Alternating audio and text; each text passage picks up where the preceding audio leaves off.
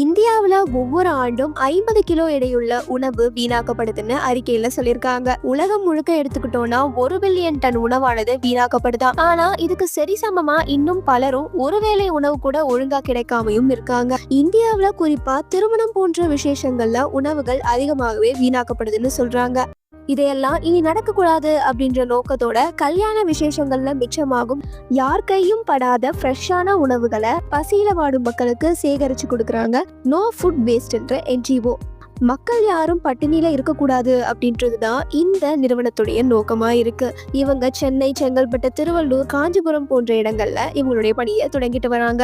இவங்க திட்டத்துடைய தொடக்க புள்ளியா இருந்த அருண்குமார் கல்லூரி படிக்கும் போதிலிருந்தே சமூக சேவையில ஈடுபட்டு இருந்தாரு. 2017ஆம் ஆண்டு இவர் சென்னையில மீதமாகும் உணவை சேகரிச்சு பசியில வாடும் மக்களுக்கு கொடுக்க ஆரம்பிச்சாரு. அதுக்கப்புறம் 2018ஆம் ஆண்டு சென்னையில நோ ஃபுட் வேஸ்ட் அப்படின்ற அமைப்பா அதிகாரப்பூர்வமா ஆரம்பிச்சாரு. வீடுகள்ல நடக்கும் விசேஷங்கள் மற்றும் நிறுவனங்கள்ல நடக்கும் நிகழ்ச்சிகள்ல இதமாகும் உணவை இவர் வாகனத்துல சேகரிச்சு ஒருவேளை உணவு கூட கிடைக்காம கஷ்டப்படும் ஏழைகளுக்கு, சாலையோரமா வசிக்கும் மக்களுக்கு இவர் உணவு வழங்கிட்டு வராரு.